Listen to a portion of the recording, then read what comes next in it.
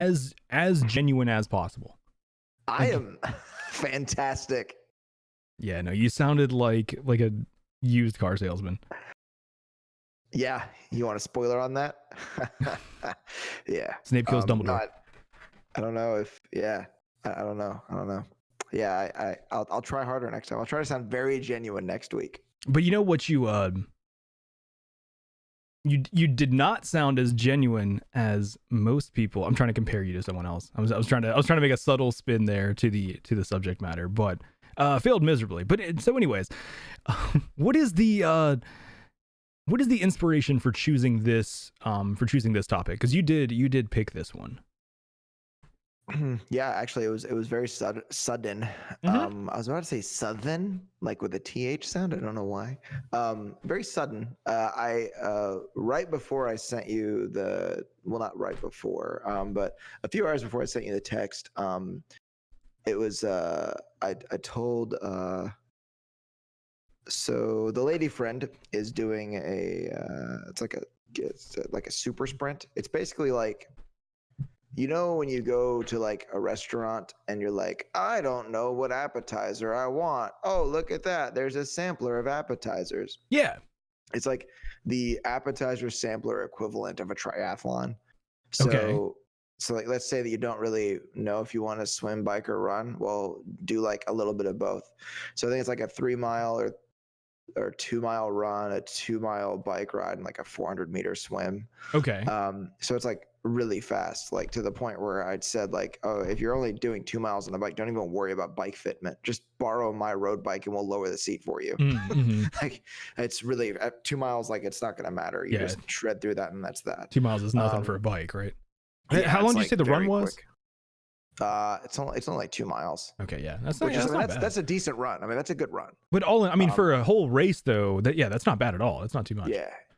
Yeah. I mean, the fact that you have to like, what is it? Swim, bike, then run. The fact that you have to swim and bike before that makes it kind of suck. But I just kind of said that when she started kind of doing that, I said that I was like, I'll be supportive, but I really don't want to hear much about it.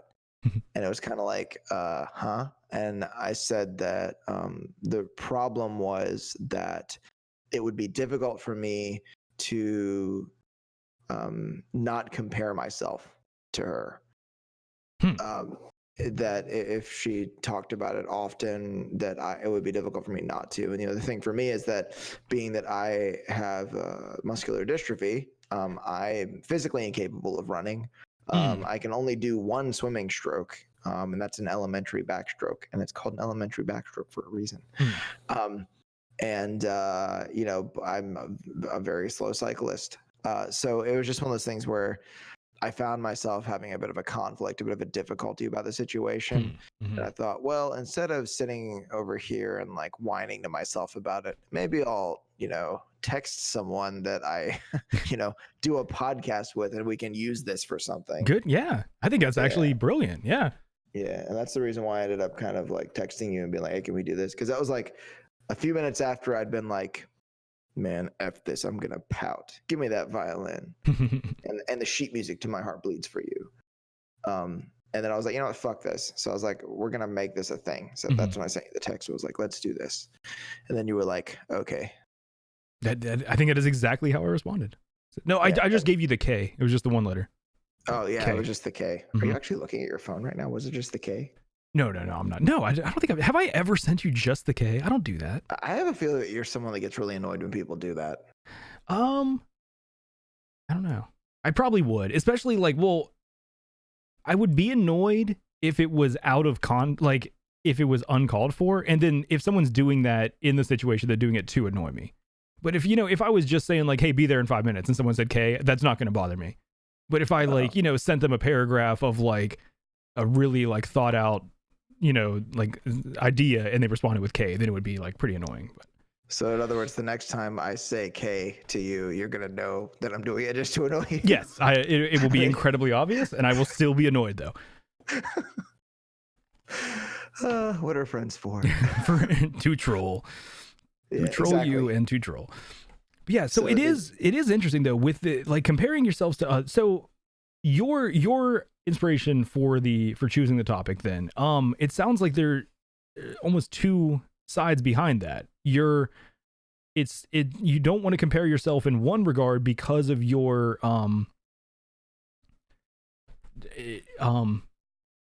beyond, like your ability to ride so far beyond that amount on a bike that it's like looking at a 2-mile bike ride as anything, like that doesn't really, that's nothing, right? Yeah, I mean, Like, that'll be, for a normal person, that's super, super easy. She'll be able to shred through that. I said, like, you don't even have to pace yourself. Just like crank on the pedals as hard as you can. Yeah. So like, even like considering that as like, if someone's talking about like this event coming up and the things they need to prepare for, and they're trying to break down the event, like there's not even really much preparation you would say someone needs to have for a 2-mile bike ride. So it's almost like, really. Yeah, it's almost like it's not even really part of the conversation in like trying to prepare for this. It's more about the swimming and the running. Yeah, and she's already a runner, so the swimming's always the worst part for people that don't swim. Swimming is extremely difficult, and especially when you're an adult, you haven't done it in your adult life. Even if you took swimming lessons as a kid, it's way different. And there's all kinds of bad habits you can come up with, but yeah. So but for me, it's like I didn't want to have like I didn't want to do like a downward comparison, and I also didn't want to do an upward comparison. Like I didn't want to be like, oh, and I can ride so much further, but also be like, but I can't ride that fast, and I can't swim or run. Woe is me. But it's like, it's similar to what you've talked about before with I forget who it was. It was the I forget the guy's name. It was in the Iron Man documentary. Oh, Jason Lawrence. Thank you. Yeah, I could not remember Cowboy, his name. Yeah, but like when he was talking to his mother though about the ideas of like something being different or being difficult for that specific person, and not comparing what you just did to what is difficult for someone else. Right. Yeah. That is tough. So, and it is interesting too, because we shouldn't. Do you agree with this statement? We should not compare ourselves to others. No, I wouldn't agree with that statement. Well, exactly, because we do it like very, very often, and it's like the basis of a lot of what we do. Yeah. But I think I would. Oh, go ahead. I think I would say that a statement that I would be more aligned with would be, we need to be discerning of when we compare ourselves to others. Okay. So do it, but do it with some degree of like discernment or some sense of reason about it. Because it's so like with one of the things that I was looking at is I think it's the Jordan Peterson quote that like, don't compare yourself to others, compare yourself today to who you were yesterday, right? Or something like that. No, don't compare yourself to who someone else is today. Compare yourself to who you were yesterday. Yes. Okay. Yeah. So, but so often we use comparing ourselves to others or comparing to people as like a marker of success or of many, and it's like it's I don't think it's wrong in many different ways. Especially one of the ideas that I was like circling around was in childhood development. That is a very commonly used thing, that it's like, oh, if your kid isn't walking by X months or isn't talking by this age, we consider that developmentally challenged. But it seems like we are at the we've decided that at a certain point that stops, because once you're an adult, you shouldn't really be comparing when you reach a certain achievement to other people. Yeah, I mean, I think in this case, in early childhood, it's different because that development tends to be similar, and that there's actually not a whole lot of, I don't think there's a lot of outside stimulus that really affect that. I mean, there's a stimulus that can negatively affect it. Sure, yeah, definitely. But I think it's just a thing like where it's almost like kind of ingrained. I would say it's almost like a genetic kind of coding. It's instinct, I think, that you see you see other humans doing this thing and you somehow have this weird motivation to do it. And, you know, you hear people talk about their kids at work. It's the same thing. Like, oh, are they rolling over? That's so cool. Oh, they can roll over. That's great. Oh, crawling. That's so cute. Wait till they can walk. They'll destroy everything. Yeah. You know, and then, oh, are they climbing yet? You know, I think that there's a lot of commonalities in development, you know, before the age of what, I don't know, like 2 or 3 maybe. I think 4, at least for me with the kids in my family, 4 is when you can meaningfully interact with a kid. Okay. And I think that's when people start to be really different. Where they start to like develop a personality, basically. Yeah. So I mean, are you, I guess in saying that, are you wondering why we do that as when we're children, but we don't do it as adults, or that we think of it as being a bad thing? Or is it more like, are you making like an analogy, or? No, more wondering, why? I guess it's like we're fine with using that for progress for a child, but like progress as an adult, we seem to be the main idea that's spread around seems to be like, oh, well, you know, like everyone's going to be at their own pace. Don't compare yourself to others just because, you know, one person graduated college at 21 and it took another person to 27. Like there's got to be an age, I guess. And it's not just going to be like, you know, where we draw the cutoff from child to preteen, or I guess whatever would be after child. Like, but there's a certain age where we just stop saying like, oh, okay, we're going to stop comparing every notch of progress to everyone else, and we're going to say like, okay, now we're going to look at you individually. And like you were saying, there is an age with a kid where they start to develop a personality and start to become their own person. Do you think it centers around that concept or that development?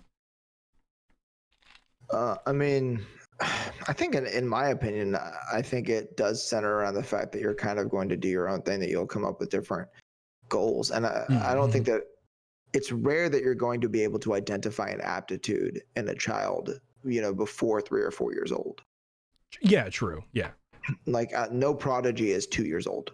There's in anything, mainly because you don't have the motor control or coordination or cognitive abilities at 2 to really be a. Yeah, but I think that it's at the point where you start to like, I am answering this question properly, aren't I? Yeah.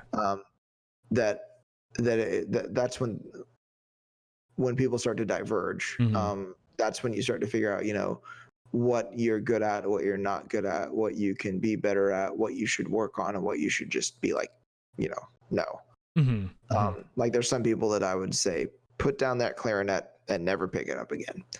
And there's other people that I would say, you know, maybe if you work a little bit harder, you can be really good at playing that clarinet. But, you know, the same thing with like, some people like basketball is not their sport, but football is. And for some people, a sport in which you throw a ball around isn't at all right for you. And wrestling's your thing. And for some people, you know, geometry, it really resonates with them. And algebra is like, why are there letters in this shit?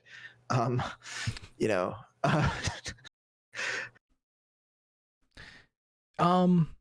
yeah, I mean, okay, so that makes sense. We do seem to do it also. The other thing that came up to me a lot was with grades. We do the same thing with in school with grades. That is basically a comparison across, you know, it's like you want the average to fall at a certain point. You want a certain number of people to be above that. Like, so we're fine with that being but I guess there's no real other way to do that. Do you think we use that system because it's kind of the only option, or do you think we use that system because it is the most effective method of like an academic scaling, I guess, or yeah, I don't know what the other options are. You know, if we were to say that's the best one, I don't know what other options we have, mainly because I guess I haven't really thought about education that hard. But the one thing that I think, I don't know if you're getting at this or not, but the one thing I think is interesting is that using grades makes it easier for us to compare kids to each other. Yes. And that's like a way that you can determine, like, you know, who's smart or who's not and all that. But you hear a whole lot of like people talking about people that know what they're talking about like ways that we should reform education and make things different. Mm-hmm. And, you know, maybe, and I'm sure this is a thought you've had, like, especially in the research you've done since you're talking about education, that, you know, maybe that's one of the major reasons why we tend to compare ourselves as adults. Like, you know, oh, this kid has a 4.0, this kid has a 3.2, Mm-hmm. this kid has a 3.8. Well, even beyond that, it becomes like the almost like in the nickname or the like label of like, oh, he's an A student, oh, he's a B student, you know, like yeah, becomes an identity thing. Yeah, and you know, that's like a common thing among, like, you know, a lot of like tiger parents, like Southeast Asian parents, like that have first generation American kids. That, you know, Mm-hmm. my dad actually, I mean, he's Indian, so like growing up, he did put a lot of value on that stuff. But that's because, like, I mean, Indian kids, like, some of them are doing algebra when they're not algebra, sorry, trigonometry when they're 13. Mm-hmm. So I mean, it's like that's, you know, they put a lot of stress on that. Yeah. And I think that, but, and not to say that we don't have like that kind of thing with parents that are, like, you know, that are born and raised in the United States. There's plenty of American parents that are just like that. Yeah. That didn't come from anywhere else, that were born here. But, you know, it's like, for me, you know, I guess the rebel in me didn't really like that growing up necessarily.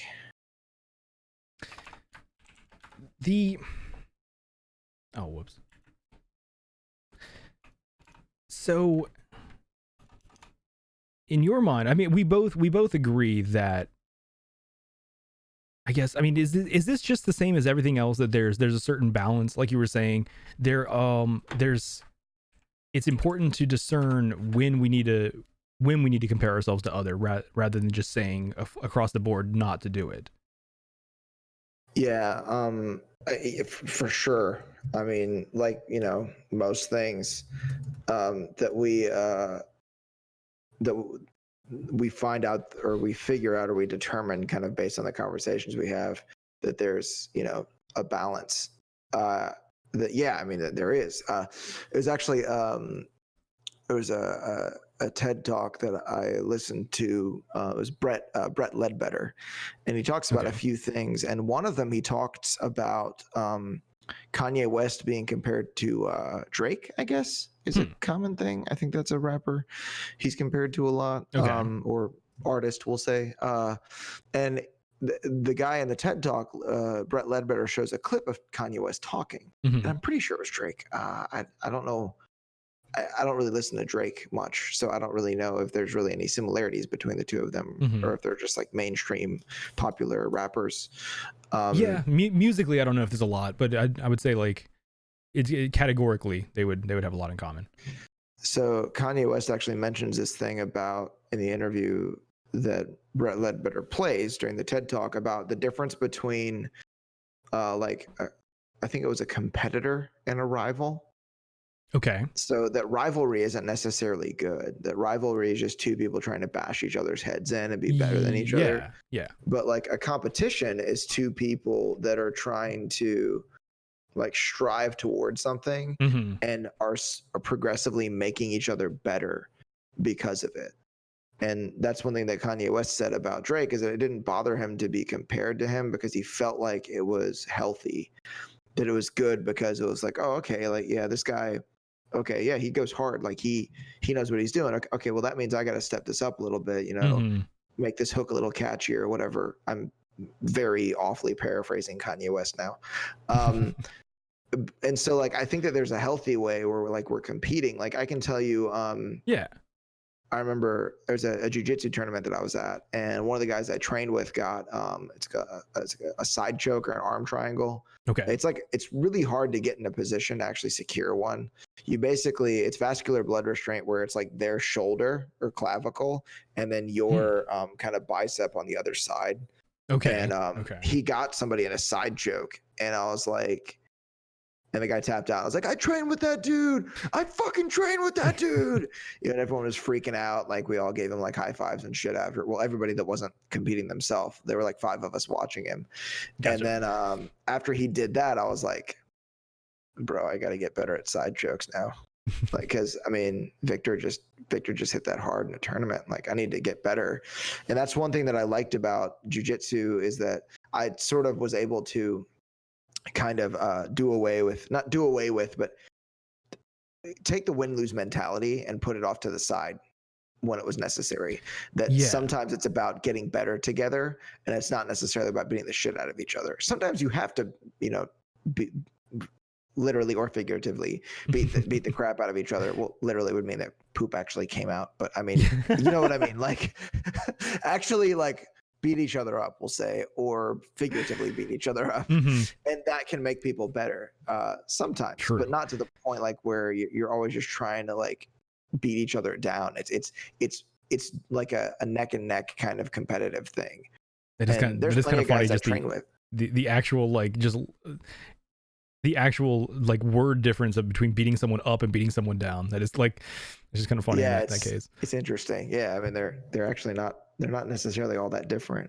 But that's just one example. We're even though we're in an individual sport, we're a team. So we're training together and we're helping each other be better as individuals, even though that means that we're tapping each other out and throwing each other on the mat and sweeping each other and that kind of stuff. That is interesting. That that dynamic is interesting. I don't think you find that in many different sports. I think it's kind of unique to, I mean, really like beyond martial arts. Is that, do you find that really in any other areas? There's other places. Like there's the Coach K, as he's affectionately called, from Duke. Okay. He's actually talked about how with his coaching, I wish I could say his last name. It's not said any way how it's spelled, but I'll just call him Coach K because I think that's what everybody calls him. Okay. That what he would do is like you would have players that would start on this basketball team playing maybe the same position, and they would want to do whatever they had to do to like get on the floor, actually start and actually get to play. And one of the things that they would say to the freshmen coming in would be like, okay, look, run your individual race. Okay. Like each of you runs your individual race, and then as we're running our individual races, then we have a race that we also run together. But just don't act like you need to be a star player from the get-go. And one of the things that he mentions as a practice is that some players develop slowly and then never stop developing, or some players develop quickly and then stop, or some players develop slowly and then stop. And it's just any person, the way that they develop is going to be a little bit different. And there's plenty of players like where they got MVPs and then in their sophomore year, and then another player didn't get an MVP till their junior year, and some of them ended up being like NBA draft picks and shit like that. Well, and it's interesting. I like that sentence kind of sparked an idea in me too. The only way that there's the differences between those players and how their learning or how their progress is going to arc is because you compare them to each other. But you learn in that comparison that they're so different that you need to stop that comparison across. Do you get what I'm trying to get at with that? Oh yeah. So it's like there's a something you can learn from comparison, that it's important, but then you can learn not to carry that to everything. That then you need to start being specialized and right. Yeah. Yeah, and actually going back to the thing with children is that it's a very strong temptation for parents to compare their children to each other. Oh yeah, I'm sure. And that can be really damaging for kids because it's like, like my oldest sister has a PhD. I have an associate's degree. Yeah. So you gotta live up to that. It's right? like, yeah, my parents ever like, why can't you have a doctorate like your sister? Like, because I hate school. Well, especially like you were saying, I like learning, but I hate school. Well, especially like you're saying characteristically for an Asian or Indian family, right? With like a lot of the stress placed on like academic achievements. Yeah. Yeah, and I think it's difficult because one thing that it's just taken me a little while to learn. Like my nephews, my middle sister's kids, not the one with the PhD. Mhm. They're 13 and 11. Yeah, 11. Okay. I'm a terrible uncle. And it took me that long, over a decade of being an uncle, to actually really have it sink in. These kids really are very, very different people. Mm-hmm. I mean, it was always kind of there, but like now it's very obvious. I'm like, yeah, these are very, very different kids. It's so weird to see too, because like you were talking about, I mean, like as babies up until what age they are basically, there's not much development there that is different. They're kind of like they're two kids. Like you can tell them apart in looks, but as far as how they act, they're both like any action would be interchangeable. You heard that one of them threw the bottle on the ground or what, like, oh yeah, sure, that could have been the other one. But then at a certain age you hear, oh well, Johnny did this, and it's like, hold on, what? But like it would have sounded normal for it to be the other kid. Yeah, and I mean and I would say that at least in the experience I've had, it's around 4 or 5 when they start to develop different personalities and start to be very different kids. Because like the older one, he was like, I would say he was a very affectionate little boy. Okay. And his brother was a little shit. Like, no joke. Like it was at Thanksgiving dinner, and it was like one of my sisters said to like the kids, like, oh, raise your hands if you like the turkey.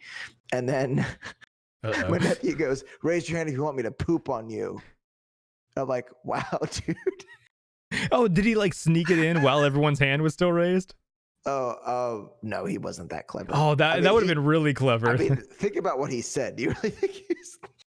I mean, but yeah, it's like it was just very strange, like looking at that, especially being that, like, I'm not a parent. I don't intend to be one. I've never been particularly good with kids. I mean, I'm good at the ones in my family now, but that's out of necessity. I promise I'm not a terrible person. I was talking to a friend the other day. I'm sorry, this made me like, you just made me think about this. But they told me that they didn't really like kids. But no, hold on, no, they said they were fine with kids. They just didn't really like other people's kids. But that's pretty common. But I asked them if they had kids, and they said no. So literally all kids are other people's kids. I'm gonna start saying that just to mess with people. I think that's hilarious. Yeah, you're like, I just don't like other people's kids that much. I'm like, oh, you have kids? No, I don't. No. I just imagine I'm such a narcissist that when I do, I'll view them as an extension of myself, and I'll obviously like them. Yeah, they don't exist yet, but yeah, my kids would be fucking awesome. They're like, I haven't yet blessed the world with them, but but eventually the seed shall cometh. It shall spring forth. The seed shall cometh. That sounds like a black metal band album. All right, sounds like we're starting a band. The seed shall cometh. And there's also like, I even was thinking about, I was listening to, so there's I forget his name. Dude, my neck is so stiff right now. I probably look like I'm contorting to strange positions on camera. I was wondering what you were doing. There's oh my Lord. I shouldn't have gone so heavy with the shrugs at the gym. Speaking of which, that's another thing that I have kind of on my list of things to talk about. And I honestly, that wasn't really on purpose, but now that I said it, I really should have gone lighter. Like my trap muscles are so like damaged, like from the workout, that like they feel like they're bruised. For shrugs, do you prefer like heavy weight with low reps or high reps with lighter weight? I do like a reverse pyramid, so like 6, 8, 10. Okay. So I would call that like maybe like low to medium rep range. So, but I prefer to do like heavier shrugs, just because you have to go such a short distance that you can like lift a lot of weight. Yeah. So it's like, yeah, look at me, woo. Do you do just like dumbbell shrugs or what? I do like a barbell, like in a max rack. Okay. Just to avoid, dropping them on my foot or looking stupid. Because my grip strength, I'm not always particularly, I don't have a lot of trust in it all the time. I like the, the chest press machine. Yeah. Like, well, yeah, you can like stand in that above the bench and use that for shrugs. Oh, clever. Yeah, I saw someone doing that the other day, and well, I guess I say the other day, and that was probably like a year and a half ago. But like, I saw someone doing that, and I was like, holy shit, that's actually really convenient. And like, yeah, it's less like putting weights away and everything. So I started doing that for a while, but then I also like, I'm just such a fan of free weights over machines. Like, I don't know, I'd rather use free weights. Yeah, I'm the same way. Mm-hmm. They're just more fun to me. But then that also raises the kind of, I didn't even think to talk about shrugs specifically, but I can lift a whole lot of weight doing shrugs compared to say how much I can military press. Oh, But yeah. if I look at someone else and they can military press as much as I can shrug, well then, oh my god, how much can this person shrug? Mm-hmm. And like looking over at somebody is like at the gym, it's really hard because they're all right there, and there's mirrors everywhere. Obviously the purpose of the mirrors, not everybody realizes this, is so we can look at our form, right? Make sure that we're lifting the weights properly. It's so you can check out the girl without looking directly at her. You look at her reflection. And then like not compare yourself to like how jacked her thighs are, and yours are like tiny little, or mine, I'll speak for myself, are tiny little person thighs. But it's really hard at the gym not to do that because there's people everywhere that are all doing the same stuff that you are. And it's like, it's difficult to like kind of stay like, run your individual race and stay in your lane. It's like, it's hard to do that. Well, I mean, like what you're talking about with development or with grades or with anything else, like you have to care somewhat about your progress compared to the herd. Like at a certain point, you have to like then say, okay, I'm gonna run my own race. But if you're completely in your own world and you start bench pressing, and a year later you're still bench pressing 35 pounds, maybe there's like I guess there's no way to do that if you're not actually like.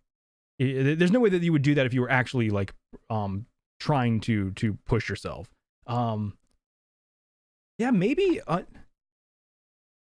honestly, okay, in as far as that goes, then do you really need to compare yourself to others at all, like in this regard with like weightlifting?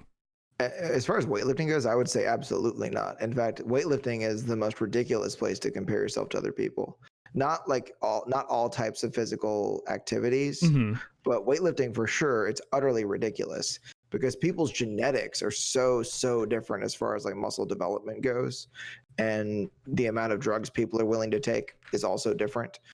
So I mean, it doesn't make any sense that if you don't look like Phil Heath right now, there's a Mr. Olympia several times for anyone that doesn't know, that there's no reason for you to be like, man, I suck, because Phil Heath is focused completely on making money, looking like a freak, like a monster. He's enormous. Actually, I think he's 5'8", but his muscles are huge. Yeah. Or he might be 5'9". He's not super tall. But it's like, but you can look at Phil Heath and say, I don't know, who's that? I can't remember the guy's name, but we'll just say Kai Green. Like, even though I think he's kind of out of international like Federation of Bodybuilding like stuff, but I think Phil Heath retired too. Actually, they kind of need each other. Did he retire too? I think so. Yeah. Or you got Ronnie Coleman and Jay Cutler. I mean, I feel like those two kind of needed each other to get bigger and better, because I think Ronnie Coleman beat Jay Cutler several years in a row, and then Jay Cutler won several years after that. I mean, that's something that but I would say that actually I would call Kai Green and Phil Heath a rivalry. I don't think that was healthy. I don't think that made either of them better at the sport. And if anybody's unaware, there was a whole lot of drama between the two of those guys. And I mean, so I mean, even some of the pictures you're seeing is where he was trying to, I guess Phil Heath was imposing on his space and kind of trying to out angle him, and then Kai Green got angry. I do think a lot of it was kind of constructed, like we talked about with like the UFC fights too. But I do think there was, I think some of it was actually was real too. But yeah. But I would say that Ronnie Coleman and Jay Cutler would be a competition, not a rivalry, because I feel like those people respected each other, and I think that they got better at the sport because of it. But just to go back to comparing yourself, like there's no reason for well, especially not me, but there's no reason for people like you and I to compare ourselves to these individuals, or even that one person at the gym who has like, because there's so much that's different about people. Like the place where your bicep inserts like on your arm is different on everybody. So some people's biceps will look massive just because of that. The structure of your deltoids, like the way that your back looks when your body fat's very, very low. I mean, it's just so much of it is based on genetics that it's like utterly ridiculous to compare yourself to others when it comes to like, bodybuilding. And some people oh, go ahead. Sorry. And some people like might just be naturally stronger than other people and physically able to get to a point where they're able to just lift more weight. Well, what I was getting at more though was like, okay, let's say, like there's like the normal standards where like have you ever heard the strength standard where there's a goal to get to where you can bench press your body weight and then squat twice your body weight and then deadlift 2.5 times your body weight, like that kind of comparison where you're not actually comparing yourself either aesthetically to others or even raw numbers, but more like if you realize, hold on, I'm squatting 3 times my body weight and I still can't bench 1 times my body weight. Am I training in a way that's imbalanced in a certain way based on what the averages say? And that's a way that like you're quote unquote comparing yourself to others, but not in a way that you're going to be failing. More is just making sure your focus is in line with what the herd mentality says is correct or the best way to do things, I guess. I mean, since those metrics, since we're talking about strength in particular, not necessarily like appearance, that those metrics I don't think are that crazy because it's not like some number. Like you need to be able to bench press 300 pounds. Then that would be like, not everybody can do that. That's not even possible for some people. I think that if it's based on the individual, like this is your size and this is a decent metric, then I don't think that's necessarily a bad thing. And I think that there's a lot of people that, don't look absolutely jacked and shredded who can bench press their body weight. Oh yeah. Yeah. I think, what's his name? The one from The Office, and he's also in Jack Ryan. Oh, John Krasinski. Yeah, I'm pretty sure that he is actually unbelievably strong. But hold on, did you just say he doesn't look jacked and shredded? He looks very big, but like it's not. He doesn't look like old school Arnold Schwarzenegger. He doesn't look like what's his name? Oh my God, the strongman. Brian Shaw. He doesn't look like those guys, but he is very, very strong. He's pretty shredded though too, man. He looks pretty good. He looks big, but I mean, I don't really. Oddly, believe it or not, I pay more attention to his acting. Okay, that's fair. That's fair. I just googled John Krasinski shirtless, and I'm on a list now. Okay, yeah, he looks pretty jacked. I don't know what that's from, the 13 hours, but yeah, I mean that's like on set though. Because like he doesn't look like that at the beach. It's planned, but I mean, if he's like walking around and stuff, but apparently he's quite strong. And there's many people that you are just naturally strong people that you might not even notice or recognize. So I don't think it's unreasonable at all for those metrics for strength. Well, we're talking about weightlifting in particular, because that means like, if I can bench press like 135, 140, that means I'm doing really well. And actually, I haven't maxed out on bench press in a long time. Maybe I should try that one day and see if I can cause myself an injury. I'm always scared to max out on bench. Bench is like the scariest, just because you could actually trap yourself under the bar. Yeah, like squats. If I fail, there's safety bars there that I can literally I can fall down to the ground and the bar just stops. Deadlift, you fail, you just drop it. But bench press, bench press and military press, literally, it's like if you fail, you're dropping weight on you.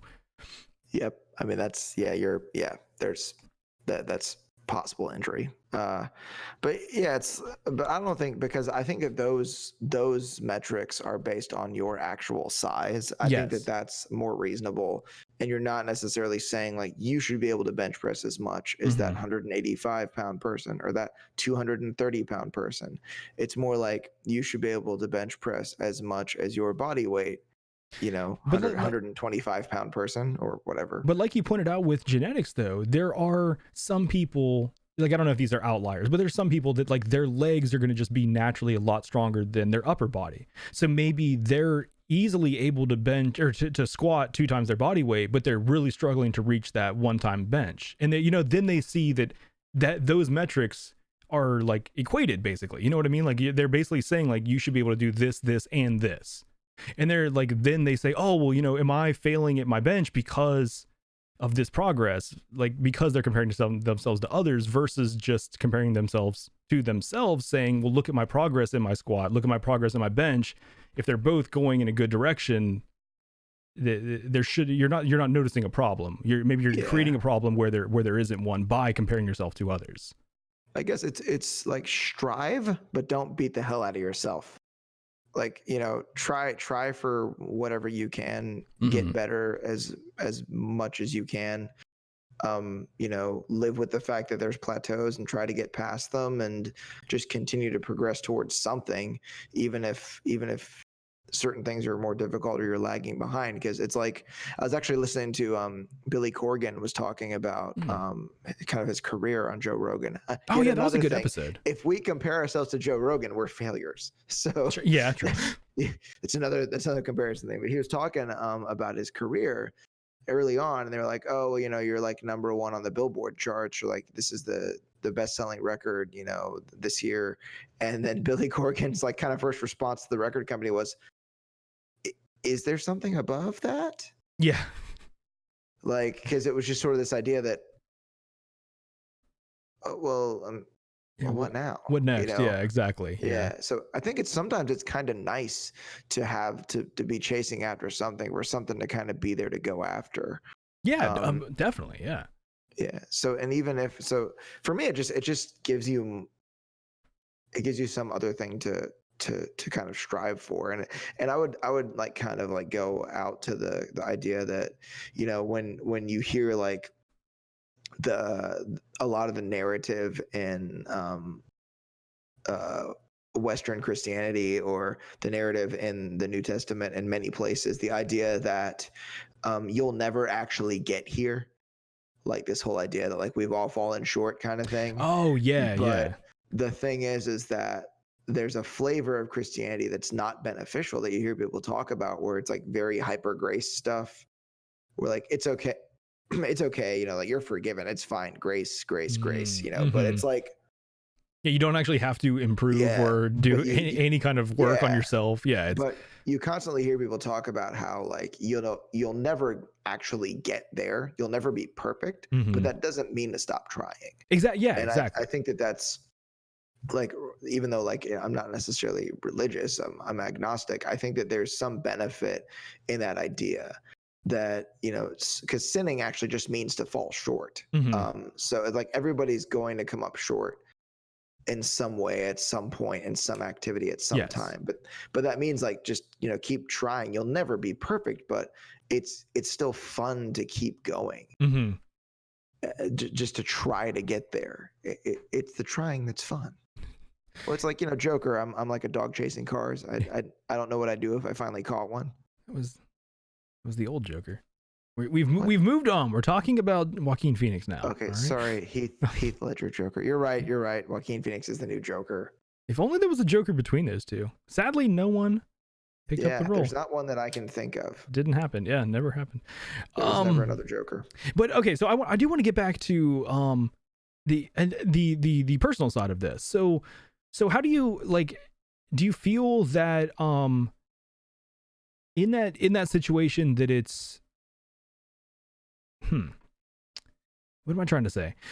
That it's like good to avoid being able to talk to someone because of the avoiding the comparison, or like should there be a way to talk to someone and be there to hear them express what they're going through during this, but like not have the comparison be part of it? Or like what is the best way to handle the situation?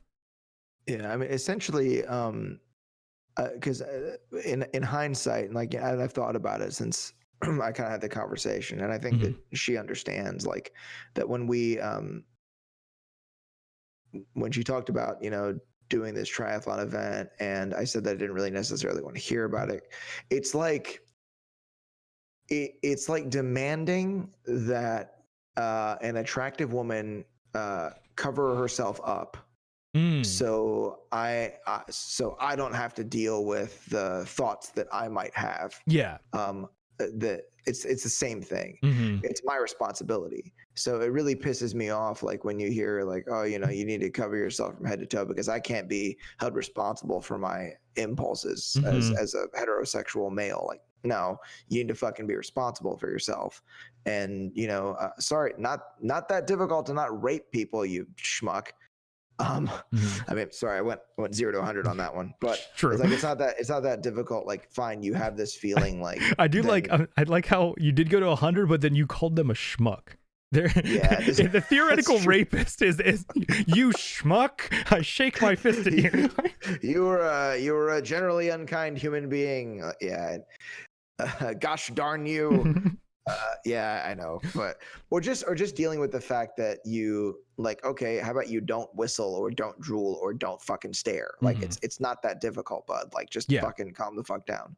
Yeah. So it's like it's the same thing to me. It's like I'm sitting here thinking like it's my responsibility to not give in to the temptation to compare myself to someone, and I really believe that there's a temptation there, because we always want to have some standard to measure ourselves by. But once again, that comes back to the whole like you're always going to fall short thing. Like ride a bike, but you'll never be in the Tour de France. Like play football for fun. Yes, but you'll never be in the NFL. Yeah. But like we've pointed out, it is beneficial to have that sometimes. Yeah, as long as you don't make it this way that you're trying to like destroy each other because you want to be better. Exactly. Yes. Yeah. And that's like, because it's like the idea, like Shaquille O'Neal needed Yao Ming. Megadeth needed Metallica. Apparently, Kanye West needs Drake. I didn't know that until the other day. I mean, there's a lot of places, and actually, I think Kanye actually said that at some point that Michael Jackson needed Prince. Like in the interview, I think he actually said that, which I was like, that's kind of cool. I'm not familiar enough with that like time period of music to know if there was like, I guess sort of like a rivalry or not rivalry, because we determined that is different. But was there a competition between like Prince and? I'm fairly certain that Prince actually called himself the king of pop. Oh, really? That's funny. Okay.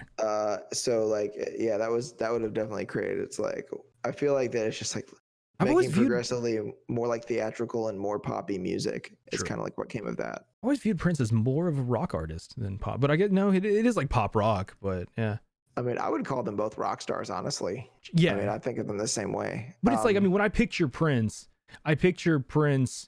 with the guitar playing a sick, like yeah, that's true. Michael Jackson, like, yeah, his voice is amazing, but he didn't actually play any instruments. Like, he's a little less of a musician to me than more of just like a pop star. But like, I don't know, maybe that's my own personal like.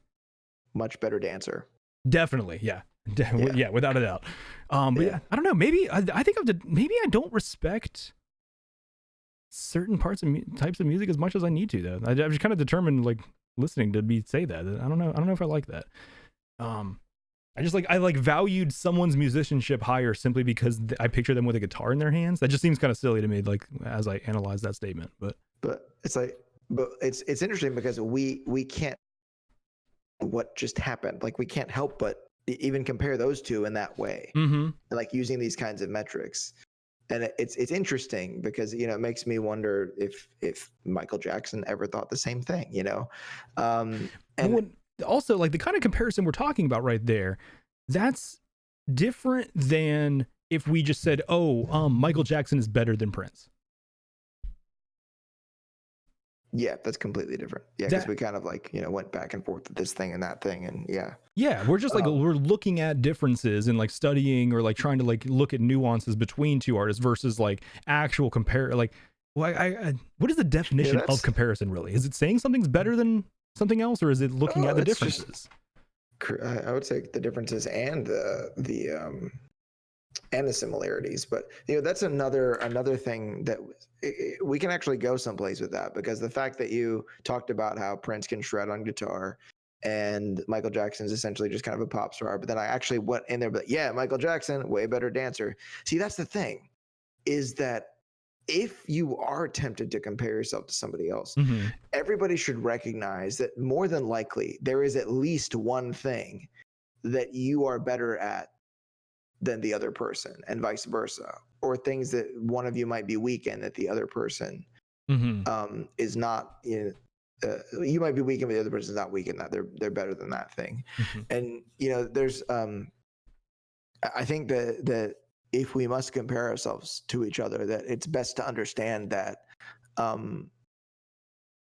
everybody's gonna have different things that they're good at and different things that they're like, and maybe there's an occasion where you may look at someone and think, oh man, I wish I could do that thing that they can do, but then they would be looking at you thinking, man, I wish I could do that thing that they could do.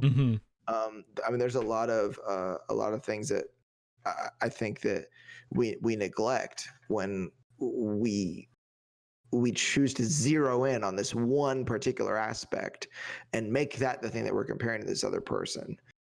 And it seems to be wanting to zero in on the one thing that we lack that the other person has, as opposed to the other way around. Yes, normally, yeah. I think if any instance I can think of, it's like, I'm not going to compare myself to someone else to say like, oh, well, I'm better at this. It's normally like, oh, well, I wish I had that someone else has, or I wish I could do that someone else has, or can do. That's like really intense, like, it's envy, and it can be like pretty destructive.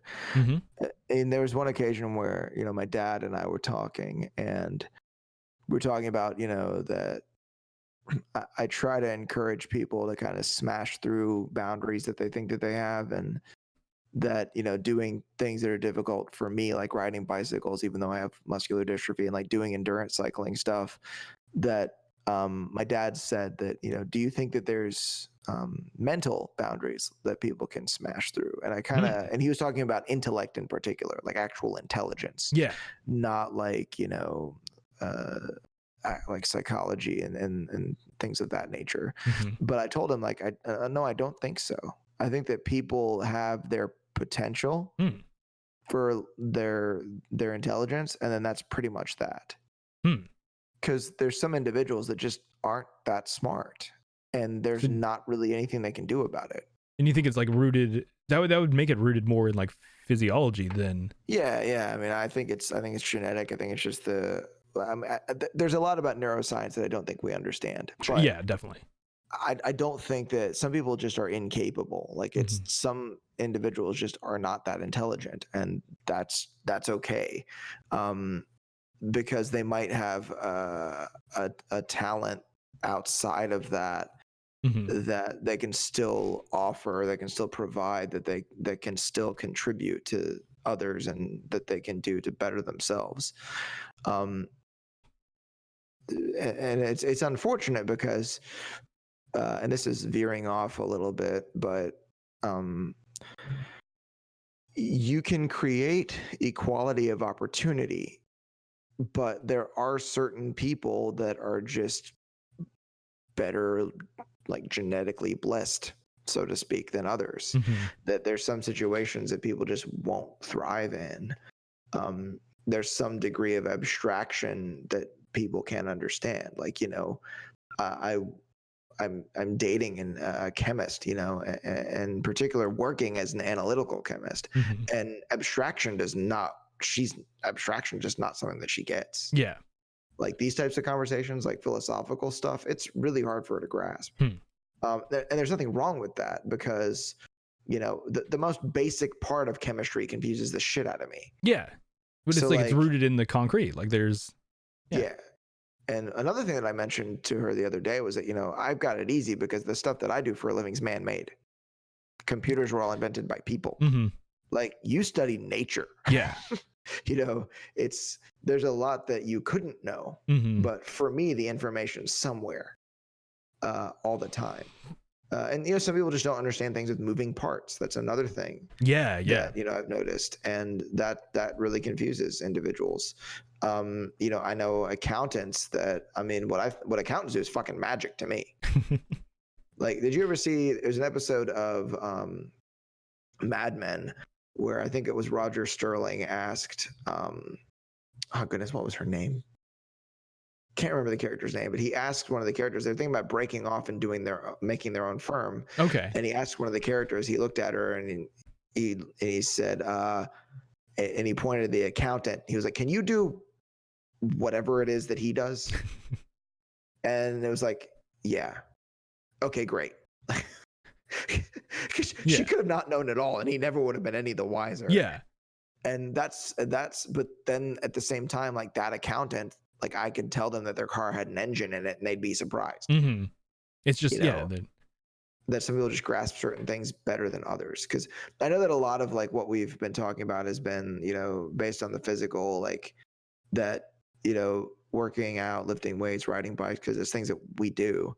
But there's a lot, because that's one thing I think that, and I don't know about you, but I would say it's common for smart people to take for granted how smart they are. Like, I don't think, because it's odd, because like I have a feeling that I wasn't looking closely at your face because like it's kind of delayed where I'm watching you. Yeah. But I think that you were probably quite perplexed when I was talking about how some people aren't quite as smart as others. That it's like you wouldn't actually necessarily know what it's like to be less intelligent. Well, exactly. I mean, you can't know. There's no way for you to know. Yeah. There's no way to know what it'd be like to be more intelligent. Yeah, it's just kind of you know what it's like to have your own experience. That's kind of all you know. Like, yeah, I don't know. That is a weird idea though, because it's so objectively, I know I tested very well as a child. I know I was in, gifted classes or things like that. So I know as far as like the metrics go, I'm considered intelligent. I know that I feel very stupid a lot. So I know like that maybe that aligns with what you're saying, where it's like it's easy for intelligent people to underestimate their intelligence. Because when do you feel stupid? Like whenever I listen to any person talk, any expert talk, like do you ever just listen to TED Talks and you hear someone explain something and it's just like, holy shit, that is brilliant. Or you like the ideas that I can comprehend, but someone else had that idea first, and it's just like, holy fuck, how did that person think of that? Like I don't know. I just there's people very often that make me realize how truly brilliant people can be, and it makes me feel very, I guess I shouldn't say stupid, but it makes me feel very average. At least I can understand their ideas, but it's like, god damn, that person had that idea by themselves. Like that is brilliant. That is truly brilliant. I think we're seeing a place, like an unreasonable place here, like that, I don't know that it's probably healthy for you to be comparing yourself to an expert. Well, yeah, true. Yeah. It's just the same as like comparing your weightlifting to a professional powerlifter or to a professional bodybuilder. I mean, it's not any different. It's like, like seriously, like, you listen to Bill Gates talk and you're like, I'm a fucking idiot. Like, no, Bill Gates is a goddamn genius. Like, you're not stupid. He's incredibly smart. Well, yeah, but that's what I'm saying is I guess I should correct it to be like, it makes me realize how average I am versus like, because if you test very well and like you get like called like genius IQ levels or things like that, you get lumped into a category that also includes everything up to Bill Gates, right? So it's like you're talking about like if you're considered a quote unquote genius, you do kind of like, and I mean I guess again you're not comparing yourself to others in that category, but it's like if you fall into a certain category, you tend to but is there another word for compare that isn't compare? But it's like the same thing, if you're comparing yourself as a bodybuilder and you're in a completely different category than this, like if you're in the same weight class as someone, it's more of a better comparison. It's interesting because it sounds to me like you're rationalizing comparing yourself to people. Well, no, I don't. It's like trying to find any way that you can, because I was listening to, I don't know who the hell it was today. A psychologist talking about people with high self-esteem tend to do upward comparisons. People with low self-esteem tend to do downward comparisons. What is which way is which? What does a downward comparison mean? Yeah, I guess it's kind of like, sorry. It's like a backslash and a forward slash. Like, yeah, exactly. That's where you start. So the idea that if you have lower self-esteem, that you will want to compare yourself to people that seem less so you can feel better about yourself, and then vice versa. So it sounds like, I mean, a lot of the stuff that you're saying is like, it's trying really hard to like find a way, like, but if, then compare. Like, it's like, And it's just hearing it from this side is Mm-hmm. it's very strange to me, because I try as hard as I can to avoid comparing myself to others in certain aspects of life, because I don't want to get cocky, and I also don't want to hate myself. I guess it's more, I don't feel like it is actually comparing. Yeah, at all. I guess yeah, it's more being either impressed by or realizing the uh I mean, the like, potential that the human mind has, and seeing that it's yeah, like, yeah, like it's not like comparing, it's just like, it's like, wow, we're the same species, but their mind is able to work in this way that's like levels above what my mind does. I guess yeah, it's like, that is comparing though, but well, it's like being, you can be appreciative and admire another human's strengths without looking back at yourself. Like, you can see that someone is very good at something or very intelligent about a particular thing without feeling like shit about yourself. Because there have been mhm. occasions where, like, I've talked to friends that um, play instruments, and I've said, "Have you ever heard someone that was so good you wish that they would just fucking die so they wouldn't be that much better than you?" And a lot of musicians feel that way. It's kind of sad, but there's times where it's like, I don't know that I can play like Les Claypool or Victor Wooten, like, as far as Mhm. bass guitar goes, but I can still very much appreciate that without looking at myself thinking, man, how come I'm not that good? Yeah, well, yeah, you Um, don't have to take it that far, but only like being impressed by what they're doing only makes sense because of the initial comparison, right? Or like a little bit. I think that in this case, so I think that there's perhaps, okay, I think I see where you're getting with this now. This makes sense to me, I think. So correct me if I'm wrong, or correct me if I'm going the wrong way with this. So would you say that comparing another person directly to yourself is not as beneficial as comparing one individual to the whole? So it's like, take Yes. one person and compare them to everybody in a sample group, as opposed to taking that person and comparing them directly to yourself. Yes, yeah, I think that is a much smarter when comparison needs to be done, because I like we've said, it is, I shouldn't say need, I guess, when it is beneficial to be done, which we have isolated times that it is good, that is much more, that is a much better way of doing it. Yes. Yeah. So Cool. thinking of somebody as a potential to reach rather Mhm. than a standard to be. Yes, yeah. Well, and even though even in that case, like with the musicianship that we were just talking about, that's directly comparing yourself to someone else, and it doesn't have to make you fall short. But it's like you only really appreciate a super difficult like guitar part if you realize like how difficult it is to play. There's, Right. like there's some stuff like, okay, maybe it sounds really cool. There's a lot of stuff that sounds really cool and is incredibly simple. But there's some stuff that like, even maybe it doesn't even sound that cool, but you look at how well it's the how awesome it is to play or how difficult it is to play, and then you're really impressed by it. And you only know that because you've tried to do it and realize like, fuck, I can't play that. And And that's like, then, but it doesn't have to make you feel like you're falling short. It's more just like a point of like appreciation for, it's like, oh wow, this person can do something that I cannot. yeah, that's true. Yeah. I follow you. But it's still, I think, well, it's the same thing with, like, strive but don't beat the hell out of yourself. That Yeah. if you look at something that you want to learn to play, and at first, what was it? If you wish to be a master, you must first be willing to be a fool. Hmm. So if it's something that you just have to accept the fact that you might be a fool playing it to begin with, Yep. um, and then you can work up to that if you'd like, but you don't have to, like, beat the hell out of yourself if you don't get there. Um, but it's interesting. Hmm. Well, Have you can heard we that? boil it down to basically like comparison when it is for positive results, and and avoid it when you're comparing yourself to someone else and you're using it, like, and when it's negatively affecting you, throw it away. When it's positively affecting you, use it. Is it like, could it be that simple for when to compare yourself to others and when not to? Yeah, I mean, well, no, because there has to be times where you would isolate, shit, I really am falling behind and I need to step it up, right? Yeah.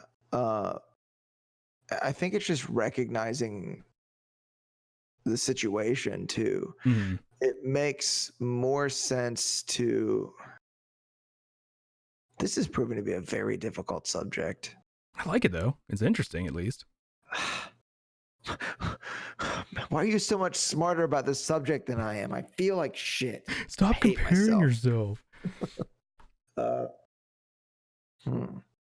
I think there's a place where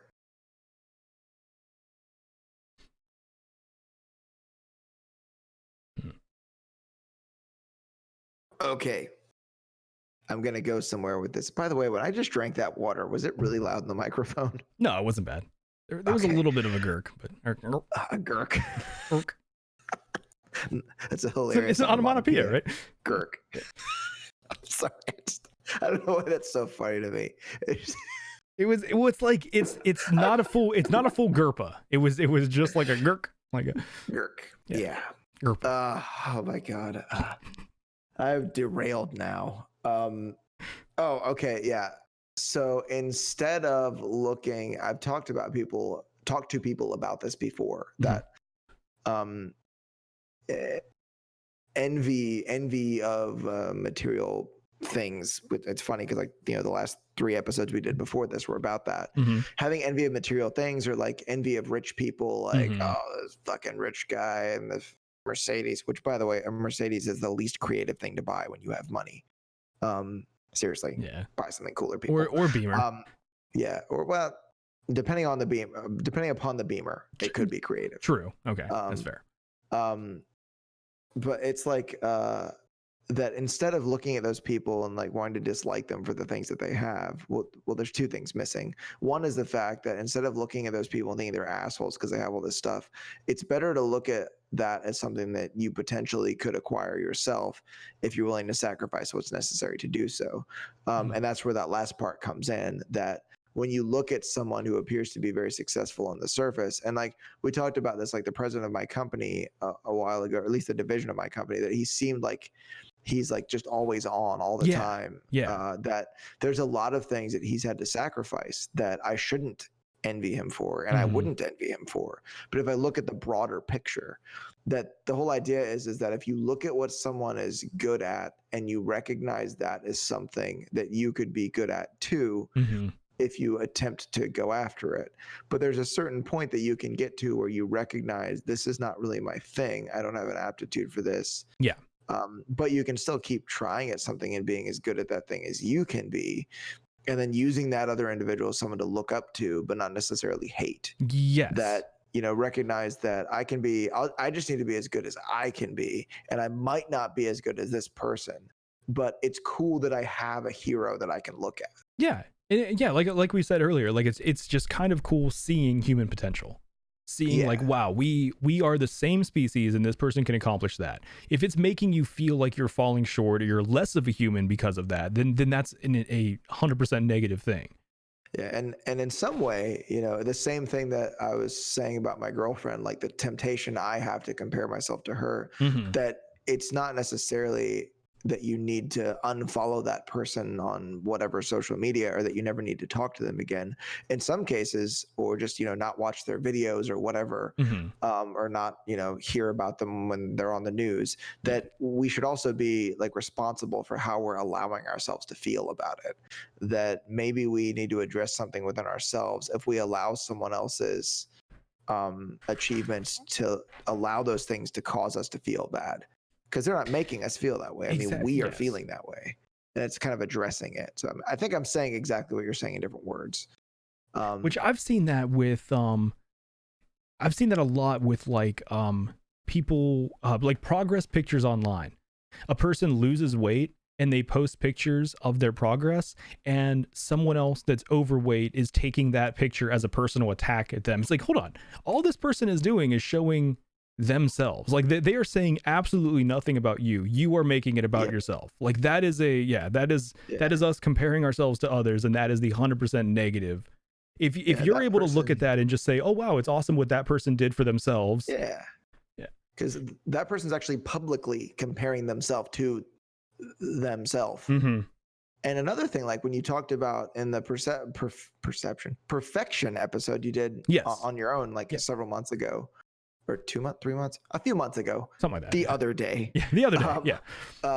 That you were talking about how sometimes you'll neglect to understand when you're looking at the result of someone's work, what happened and what went into it.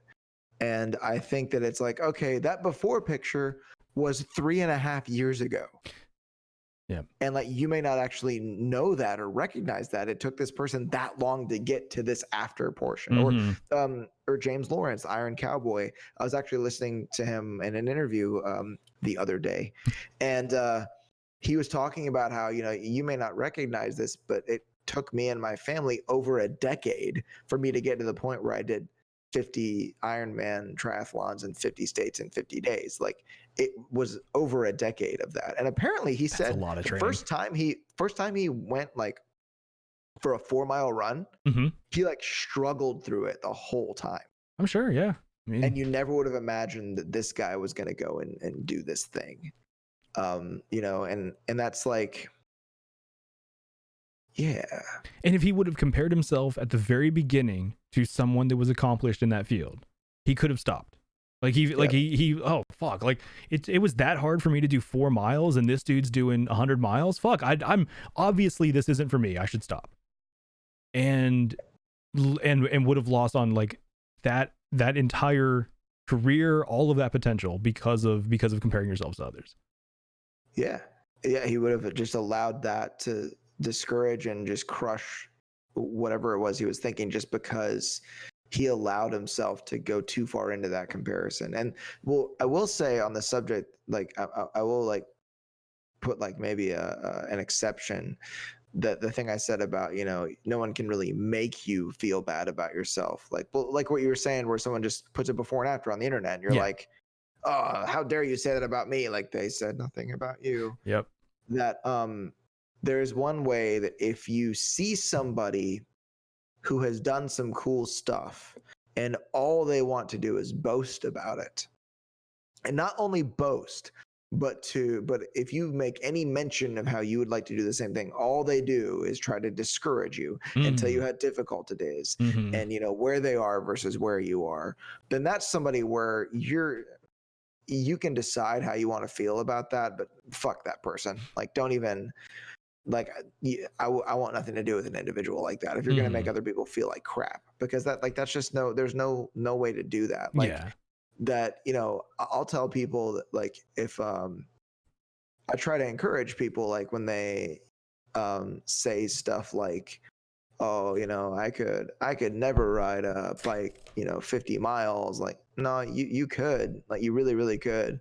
And then people will be like, I could never ride a bike 100 miles. And I'm like, no, actually, like, it's not as hard as you would think. It takes, you can't just go out there and you can't just go out there and do it now. But like, if you take a couple months, like, you can 100% get there. And when you finish it, you'll be like, oh, that wasn't that hard. So like, I personally try to not be that person that's being like, oh yeah, well, I'm better than you are, bro. Like, it's more like, you could totally do this. Yeah. And like, I'm not going to act like it's that big of a deal. I'm not going to boast about it. It kind of is what it got. Is this humble brag? Fuck, I think it is. Well, no, but it is important, like you're saying on the other side though, to make sure people understand that it is difficult and that it does take work. You're not just going to say, oh yeah, anyone can do it. You could do it tomorrow. But you don't want to say like, oh no, you'd never be able to do that. It's really difficult. I'm amazing for being able to do it. Like, there's in between is the truth. And that's what's important. Yeah, it's if you're willing to put in the work, you can. Yes. But if you're not willing to put in the work, well, no, you can't. And it's important, like I was saying, it's give people a accurate expectation of what the work is if you're talking to them about it. Yeah, I mean, it hurts. It definitely hurts. but people can get through it. Anybody can. I think that people find out if shit really hits the fan, people find out they're much, much tougher than they realize. Yeah. When they're put in this situation. And I think that when you do the work to try to get somewhere that you see someone else is at, I think when people like put their head down and push, that they end up getting there and they realize that there was never anything to feel bad about. Yeah. I think we've talked about this before, and I think that it is like almost flat across the board with everything that people underestimate their potential, and somehow at the same time overestimate their ability in other places. But it is important though that like so many things that seem impossible, it may be impossible for the current you, but that doesn't mean that it's impossible to get yourself to be the person that could do it. If that makes sense. Like the human body, the human mind is so malleable, so flexible. We can change ourselves so much that like maybe the person you are today could not do it, but that doesn't mean that you can't become the person that could do it. That's true. That's very, very true. Because if you tell yourself the person that does this thing, what do they do? How do they live? And you begin identifying as that individual, and you just do what that person does, eventually you'll get wherever it is that you want to get. But it's all about priorities. What is it that what is a priority in your life, and what are you willing to do, and make those things a priority and focus on them. And was it if you never give up, you cannot fail? Yeah, I mean, we came to that in the failure episode, right? That it's like, failure really is, because failing is part of succeeding. Right. The only actual failure is when you give up. Yep. Very true. Well, did you have a quote for us today? Oh, yes. Nice. Yes, I do. From one of my favorite journals that turned into a book. Favorite journal that this turned into is a book. Marcus Aurelius. It's from the Meditations. Okay. And also, just to clarify, the last word in this quote doesn't necessarily mean godly. It just means like what is righteous and what sets someone apart from the status quo. So just saying that, just to clarify because this is the translation that was used, and that's not necessarily what the word was in Greek. Maybe I should have looked that up. I bet the last word is divine. No. Oh, damn it. I tried. Yeah, actually, yeah. Well, yeah, close based on the English, but not really. Yeah. So here we go. Marcus Aurelius from the Meditations. If you haven't read it, you should read it very slowly. How much time he gains who does not look to see what his neighbor says or does or thinks, but only at what he does himself to make it just and holy.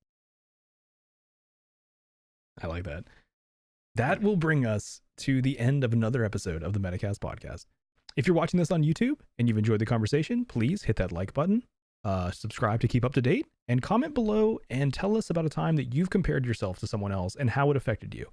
If you're interested in further taking part in the conversation, or even possibly joining us as a guest on a future episode, please join our Discord. The link is in the description right down below. And don't forget, we will be live next week. Hopefully Wednesday at 7:30 p.m. Eastern Standard Time. That may change. We will have to talk about that. But it will definitely be at some point on twitch.tv/TylerTV next week. Thank you all for listening, and I hope everyone has a great week.